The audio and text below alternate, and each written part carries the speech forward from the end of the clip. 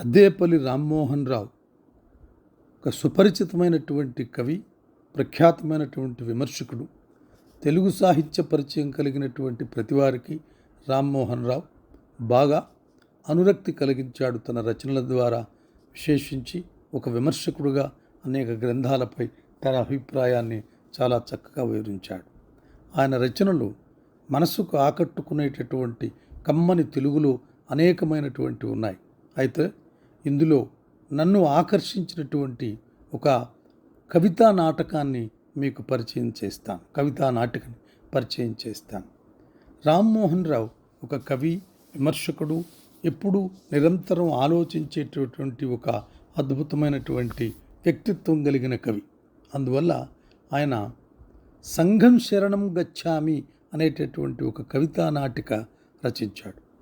ఈ కవితా నాటికలు చాలా అద్భుతంగా ఉంటాయి. చిన్నవైన మనిషిని ఆలోచనకు ప్రోధి చేసేటటువంటి వస్తు పరిజ్ఞానం, విశేషమైనటువంటి తార్కిక పరిజ్ఞానం కలిగి ఉంటాయి. అటువంటి కవితా నాటికల్లో ఒక అద్భుతమైనటువంటిది ఈ సంఘం శరణం గచ్చామి.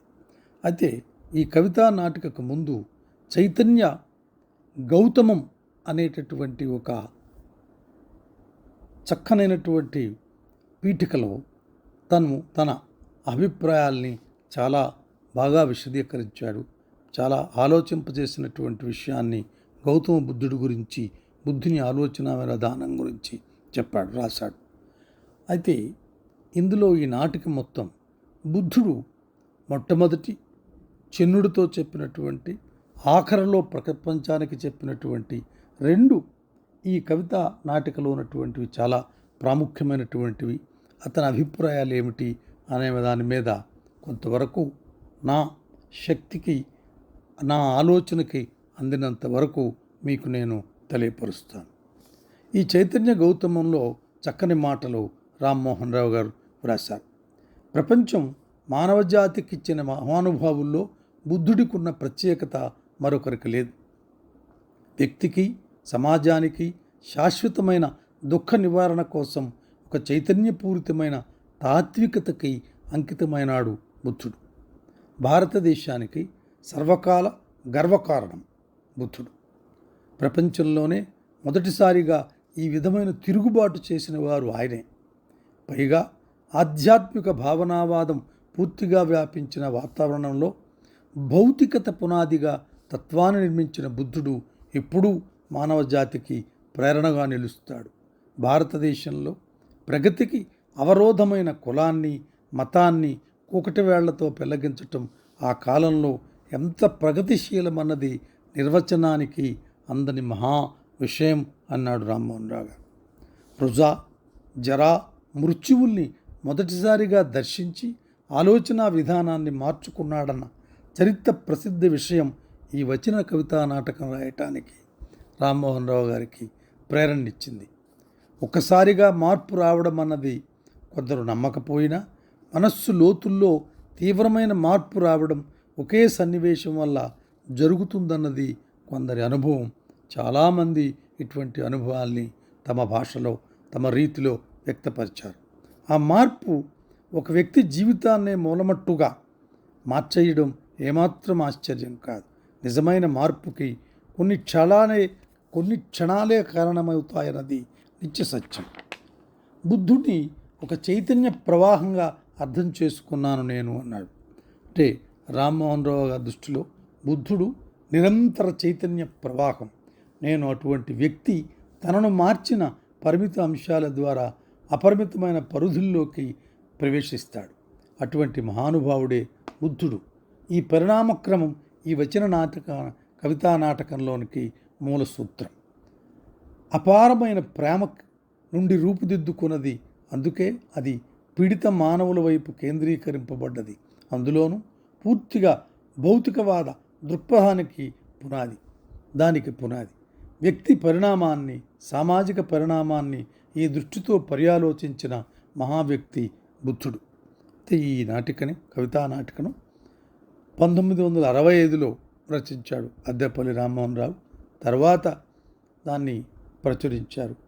ప్రధానంగా రామ్మోహన్ రావు గారు ఎవరి ప్రభావం ఉండింది అంటే కవితా నాటకంలో ఠాగూర్ ప్రభావం ఉంది.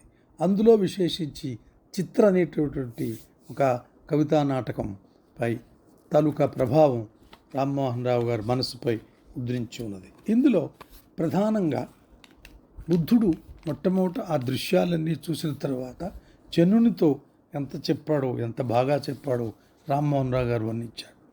చెన్నా విన్నావా, దూరాన ప్రకృతిని కౌగులించుకొని నిరంతరం రోధించే రోదసి విషాదరాగం విన్నావా?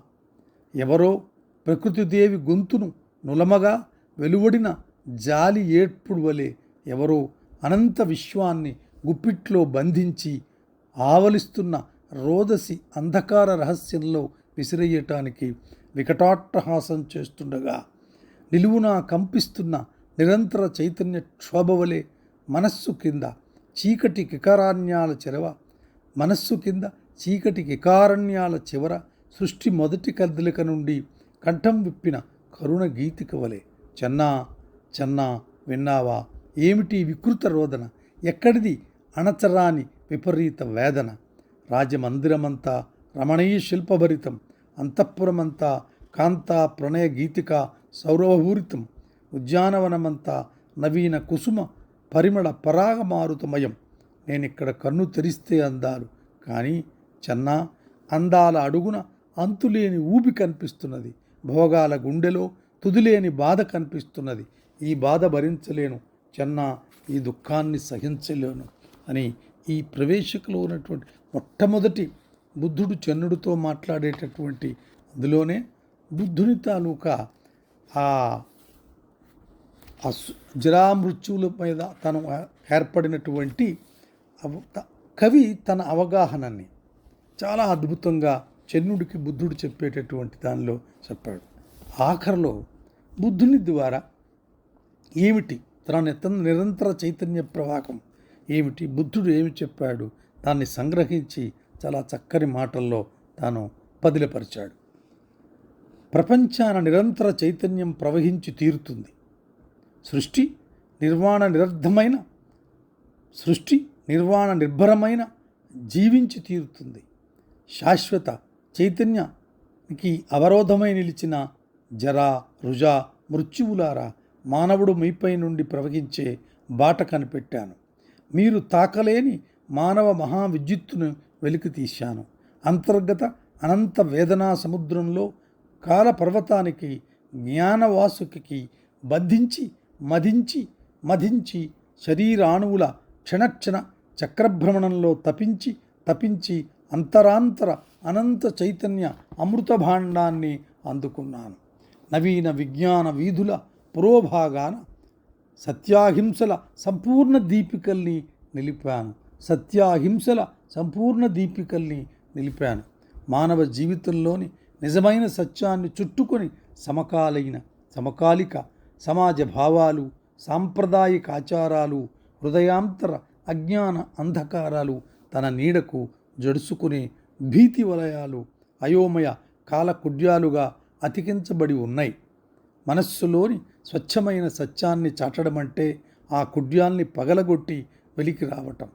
నిరంతర సత్యమే నియమమైన మానవుడు తనలోని చీకటి గోడల్ని క్షణక్షణానికి ఛేదిస్తున్నాడు.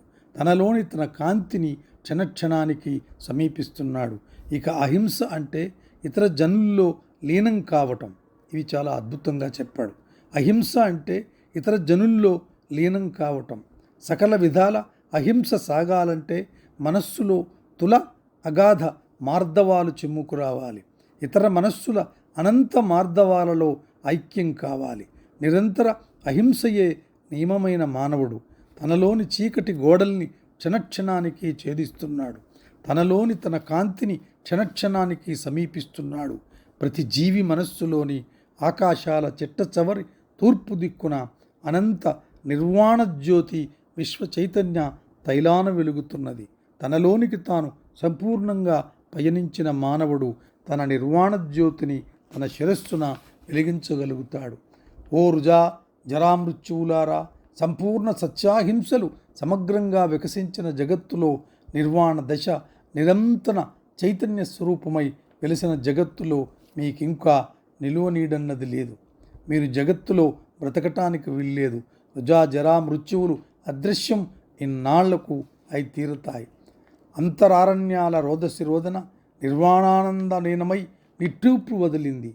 నిర్వాణానందలీనమై నిట్టూర్పు వదిలింది. ఇన్నాళ్లకు వినూతన విజ్ఞాన నాటకానికి నిరంతర చైతన్యం భరతవాక్యమై నిలిచింది. ఈ జ్ఞానాన్ని ప్రతి మానవుని నేత్రాలు వెలిగిస్తాను. ప్రతి ఒక్కరి గుండె తలుపు తట్టి లోనికి ప్రవేశిస్తాను. సత్యాహింసల సంపూర్ణ తత్వాన్ని జగత్తును నింపుతాను.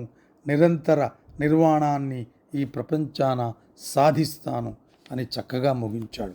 ఈ అద్భుతమైనటువంటి కవితా పంక్తుల్లో రామ్మోహన్ రావు గారు తను అధ్యయనం చేసినటువంటి తనకి అర్థమైనటువంటి రీతిలో అద్భుతమైన కవితా రీతిలో బౌద్ధాన్ని మొత్తం ఒక చక్కని సమీక్ష మనకి అందజేశాడు. ప్రతి వ్యక్తి ఈ సంఘం శరణం గచ్ఛామి నాటకం చదివి తీరవలసినటువంటిది. నా విన్నపం ఏమిటి అంటే చదవండి. చాలా అద్భుతమైనటువంటి నాటకం ఇది. మానసిక ఆనందాన్నే కాదు, ఒక జ్ఞానాన్ని ప్రసాదిస్తుంది. బౌద్ధంపై ఒక చక్కని అవగాహనాన్ని, ఒక కవి ఏ రీతిగా బౌద్ధం చెప్పినటువంటి ఆ పద్ధతుల్ని, బౌద్ధం మూల సూత్రాల్ని అయినటువంటి సత్యం, అహింసని ఏ విధంగా నిర్వచించాడో మనకు తెలియజేస్తుంది. కాబట్టి మరొకసారి నా విన్నపం, ఈ కవితా నాటకాన్ని అద్దేపల్లి రామ్మోహన్ రావు గారు రాసినటువంటి దాన్ని చదవండి, జ్ఞానాన్ని పొందండి. Thank you very much.